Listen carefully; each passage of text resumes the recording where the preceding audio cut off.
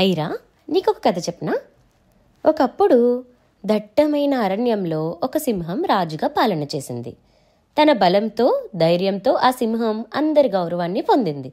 కానీ ఆ సింహం క్రమంగా అలసత్వానికి లోనై ఇక తనే వేటాడాలని అనుకోలేదు. ఒకరోజు సింహం ఒక నక్కను, ఒక కాకిని మరియు ఒక తోడేలు పిల్లను తన దగ్గరికి పిలిచింది. మీరు నా సేవకులు, ప్రతిరోజు నాకు ఆహారం తీసుకురావాలి.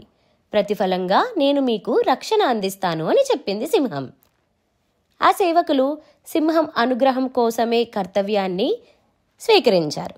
ప్రతిరోజు వేటాడి సింహానికి ఆహారం అందించేవారు.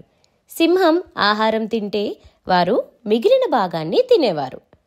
ఒకరోజు నక్క ఇది గమనించి చెప్పింది, మనం కష్టపడుతున్నాం కానీ సింహం మాత్రం విశ్రాంతి తీసుకుంటూ మన కృషి ఫలితాలను ఆస్వాదిస్తోంది.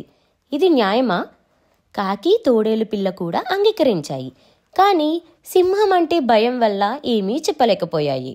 నక్క ఒక కుశలమైన ఆలోచనతో వచ్చింది.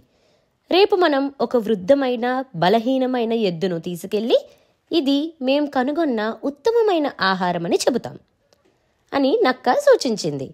ఆ ఎద్దును దాడి చేసినప్పుడు ఎద్దు భయంకరంగా ప్రతిఘటించి సింహానికి గాయాలు చేసింది. దీనితో సింహం బలహీనంగా మారి వేటాడలేకపోయింది. తాను తమ మీద ఆధారపడటం వల్ల తన బలం కోల్పోయిందని సింహం విచారించింది. నేను ఇతరుల మీద ఆధారపడకుండా ఉంటే ఇంకా ఈ అరణ్యానికి రాజును అయ్యేవాడిని సింహం ఆలోచించింది. ఆ సేవకులు ఇక భయం లేకుండా సింహం వద్ద నుండి వెళ్ళిపోయారు.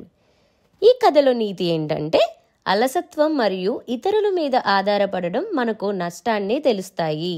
స్వయం శ్రద్ధ మరియు కృషి బలం మనకు గౌరవాన్ని నిలుపుకుంటాయి. సబ్స్క్రైబ్ టు అమ్మ పాఠశాల.